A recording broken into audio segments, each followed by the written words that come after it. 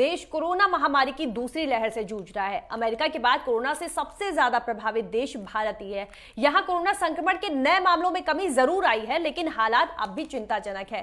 बीते 24 घंटे में देश में कोरोना के 2,76,070 नए मामले दर्ज किए गए हैं। इस अवधि के दौरान कोरोना से 3,874 लोगों की मौत हुई है। हालांकि राहत की बात यह है कि रिकवरी रेट में इजाफा हो रहा है। आंकड़ों के मुताबिक 3,59,077 लोगों को डिस्चार्ज किया गया है। तो वहीं देश में कोरोना से मृत्यु दर 1.11% है, जबकि रिकवरी रेट 86% से ज्यादा है। कोरोना के एक्टिव केस के मामले में और कुल संक्रमितों की संख्या के मामले में भारत का दूसरा स्थान है।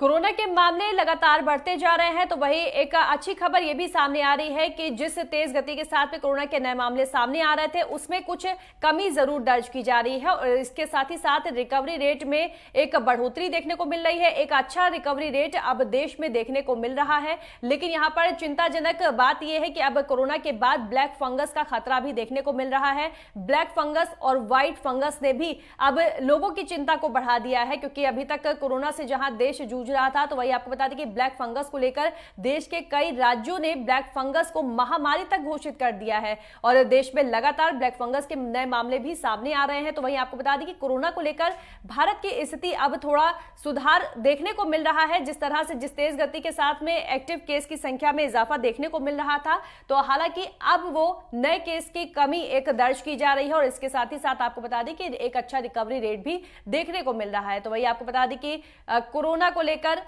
प्रधानमंत्री नरेंद्र मोदी ने भी कई डीएम से बात भी की थी और इसके साथ उन्होंने जो कोरोना की स्थिति है, तमाम जिलों की स्थिति के बारे में यहां पर जानकारी भी डीएम से ली थी और वहां पर उन्होंने आवश्यक उन्हें दिशा निर्देश भी दिए थे। प्रधानमंत्री नरेंद्र मोदी का साफ तौर पर कहना है कि कोरोना के मामलों में हालांकि अब एक अच्छा रिकवरी रेट जरूर देखने को मिल रहा है, लेकिन किसी भी प्रकार की कोई लापरवाही या कोई भी कोताही बर्दाश्त नहीं करनी होगी और किसी भी प्रकार की लापरवाही हमें नहीं करनी होगी। हमें लगातार जागरूक रहना होगा और मास्क और सैनिटाइजर का प्रयोग बराबर करना होगा। तो वही आपको बता दें कि पीएम मोदी आज कोरोना वॉरियर्स से संवाद भी करेंगे। वाराणसी के 100 कोरोना वॉरियर्स इस संवाद में शामिल होने वाले हैं। वहीं आपको बता दें कि कोरोना वॉरियर्स से आज संवाद करने वाले हैं प्रधानमंत्री नरेंद्र मोदी। तो वही आपको बता दें कि कल कई राज्यों के जिलों के डीएम से भी बातचीत की थी प्रधानमंत्री नरेंद्र मोदी ने, जहां उन्होंने तमाम जिलों की स्थिति के बारे में उनसे जानकारी ली थी, साथ ही उन्हें आवश्यक दिशा निर्देश भी दिए थे। कोरोना के मामलों के बाद अब ब्लैक फंगस ने जहां देश की चिंता को बढ़ा दिया है, तो वही आपको बता दें कि कोरोना को लेकर एक राहत भरी खबर यह है कि कोरोना के मामलों में एक कमी जरूर देखने को मिल रही है, साथ ही एक अच्छा रिकवरी रेट देखने को मिल रहा है। तो वही दूसरी तरफ आपको बता दें कि ब्लैक फंगस के नए मामले भी सामने आने लगे हैं, जिसकी वजह से देश के कई राज्यों ने ब्लैक फंगस को महामारी तक घोषित कर दिया है।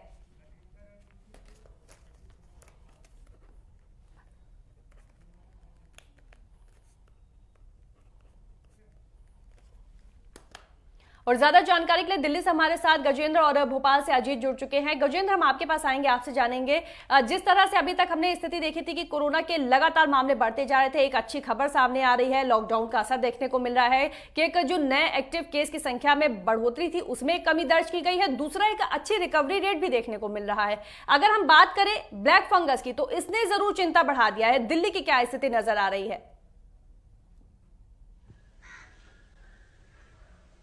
जी बिल्कुल, देखा जाए तो दिल्ली के अंदर जो कोरोना के मामले हैं वो घटते हुए दिखाई दे रहे हैं।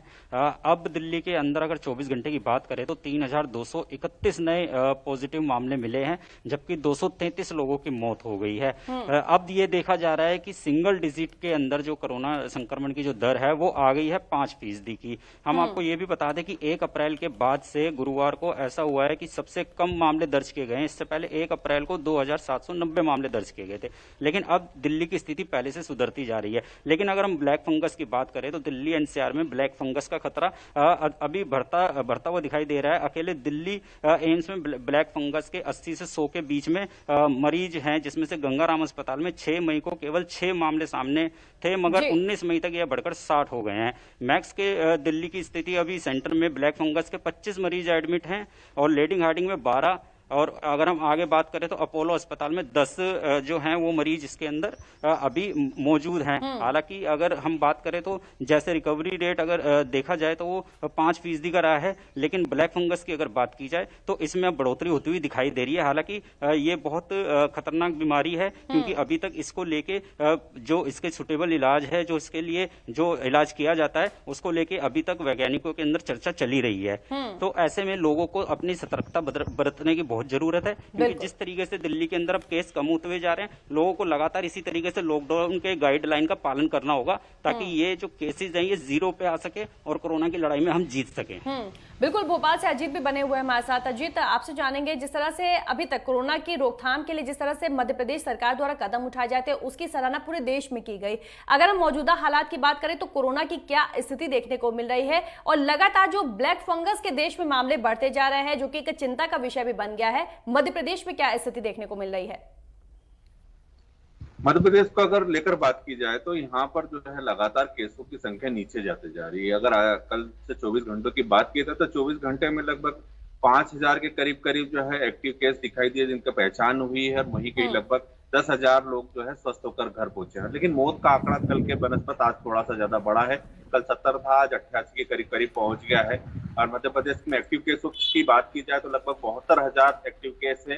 अगर ब्लैक फंगस पे अगर देखा जाए तो लगातार जो है ब्लैक फंगस के जो है पेशेंट्स बढ़ते जा रहे हैं। मध्य प्रदेश के लिए ये एक नए तरह का चैलेंज है। इस चैलेंज को निपटने के लिए लगातार मुख्यमंत्री शिवराज सिंह चौहान लगातार प्रयास कर रहे हैं, समीक्षाओं कर रहे हैं, डॉक्टरों से सलाह ले रहे हैं। कल भी वो इंदौर थे और आज जब भोपाल के जो है कोरोना कोविड की जो समीक्षा है वो समीक्षा बैठक करेंगे, साथ ही साथ जो है वो जनप्रतिनिधियों से भी बात करेंगे। इससे यह साबित होता है कि कहीं ना कहीं मध्य प्रदेश का जो पूरे देश में एक मॉडल जो प्रस्तुत किया गया है वो कहीं ना कहीं जो अनुपम है। शायद प्रधानमंत्री ने इसीलिए इस मध्य प्रदेश के मॉडल को पेपर के रूप में मांगा था कि कहीं ना कहीं जो है मध्य प्रदेश ने अपने आप को कोरोना या ब्लैक फंगस के लिए जो तैयारी थी उसके लिए पहले ही अनुपम बना के रखा था। अगर बात की जाए तो लगातार मध्य प्रदेश में घोषणाओं का जो है एक सिलसिला जारी है। मध्य प्रदेश के शिवराज सिंह चौहान ने जो है कल एक घोषणा करी जिसमें कहा कि मृतक के परिवार को, जो कोरोना से जो पीड़ित हैं, जिनका परिवार में किसी की तरह की मृत्यु हुई, उनको प्रत्येक व्यक्ति को 1 लाख रुपए दिया जाएगा। ये एक बड़ा जो है अनुपम उदाहरण माना जा रहा है राजनीतिक परिप्रसंग में। और साथ ही साथ ये भी है कि कहीं ना कहीं जो उन मृतक परिवारों को जो है कि श्रद्धांजलि होगी, एक तरह की आर्थिक सहायता होगी, जिससे कि आने वाले समय में वो अपने जो है परिवार को एस्टेब्लिश कर सके और उसका जो है कहीं ना कहीं जो है उनको एक आर्थिक सहायता भी मिल जाए। तो ये एक तरह की कवायद जो मध्य प्रदेश में जारी की गई है पिछले लगातार जो है, जैसे कि फ्री अनाज देना या और तरह की योजना है, जिसमें कहीं ना कहीं जो है लोगों को लाभ मिल रहा है। कोविड से जितने लोग अब परेशान हैं, बेरोजगारी को लेकर बात की जाए या व्यवसाय को लेकर बात की जाए, क्योंकि लगातार 2 महीने से लॉकडाउन की स्थिति बनी हुई है, लगातार लोग जो है अपने व्यवसाय को लेकर पिछड़ रहे हैं, आर्थिक प्रगति रुकी हुई है। बिल्कुल, कुल मिलाकर अगर देखा जाए तो मध्य प्रदेश सरकार पूरी तरह से सजग है और लोगों को हर सुविधा मुहैया कराने की हर संभव कोशिश कर रही है। गजेंद्र, हम आपके पास आएंगे, आपसे जानेंगे, जिस तरह से अभी हम देख रहे हैं कि कोरोना के बढ़ते मामलों की रोकथाम के लिए जिस तरह से लॉकडाउन को लगाया गया और लॉकडाउन की अवधि को लगातार बढ़ाया जा रहा है, ऐसे में व्यापारियों की क्या प्रतिक्रिया अब सामने आने लगी है?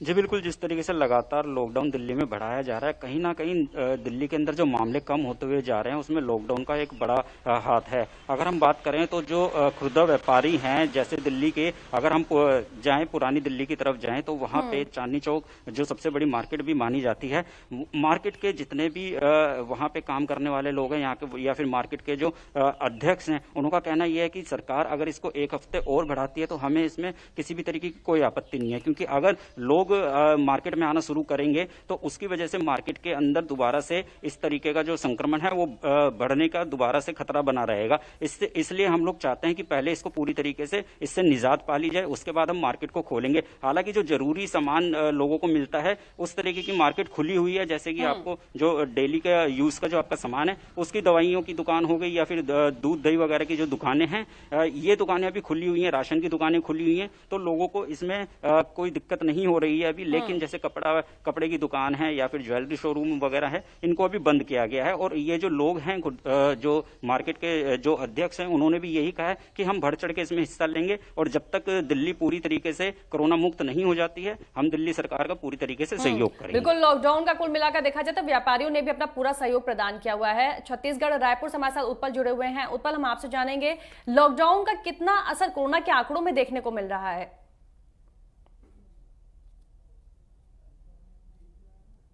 कल जारी आंकड़ों के अनुसार 65,000 से ज्यादा टेस्ट किए गए, वहीं सिर्फ 5,200 ही नए मामले मिले हैं। अगर रिकवरी रेट की बात किया जाए तो 90% से ऊपर की रिकवरी रेट हो गई है और पॉजिटिव जो दर है वो 7% के नीचे आ गई है जी। इसी बीच अभी सिर्फ छत्तीसगढ़ में सिर्फ 81,000 ही नए संक्रमित मरीज एक्टिव है जो छत्तीसगढ़ में है। इसी बीच कोरोना को लेकर सरकार कोई भी कोताही नहीं बरतना चाहती।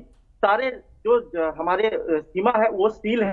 पहले जो कोरोना की रफ्तार ज्यादा थी, अब कम होते देख रियायतों का दौर बढ़ाया जा रहा है। पहले क्या था कि 96 घंटे की निगेटिव रिपोर्ट आरटीपीसीआर की दिखाने के बाद ही आपको राज्य की सीमा में आने दिया जाता था, लेकिन अब रियायत को थोड़ा सा बढ़ाते हुए सरकार द्वारा अगर आपको वैक्सीन की दोनों डोज लग चुकी है तो भी अब आपको छत्तीसगढ़ राज्य में प्रवेश करने दिया जाएगा, चाहे आप वायु मार्ग से आए, चाहे रेलवे से, चाहे रास्ते से, किसी भी मार्ग से। इसी बीच अगर वैक्सीनेशन की बात किया जाए तो 18 से 44 आयु वर्ग के लोगों में 6,65,000 लोगों को अभी तक वैक्सीनेशन लग चुका है, जो कि एक बहुत बड़ा ही आंकड़ा है। इसी बीच प्रधानमंत्री द्वारा लगातार जिलों की मॉनिटरिंग की जा रही है। कल भी वर्चुअल बैठक कर जिलों का आंकड़ा लिया गया, तो कहीं भी कोताही प्रशासन नहीं बरतना चाहती, जो कि एक अच्छा संकेत है। बिल्कुल, और अगर लॉकडाउन को लेकर जनता की भूमिका की हम अगर बात करें तो जनता कितना गंभीर नजर आ रही है? लॉकडाउन का पालन करने में कितना गंभीर है जनता? देखिए, जनता कहीं भी कोताही नहीं बरतना चाहती है। जनता भी प्रशासन की पूरी सहयोग कर रही है, व्यापारी संगठन भी पूरी सहयोग कर रही है।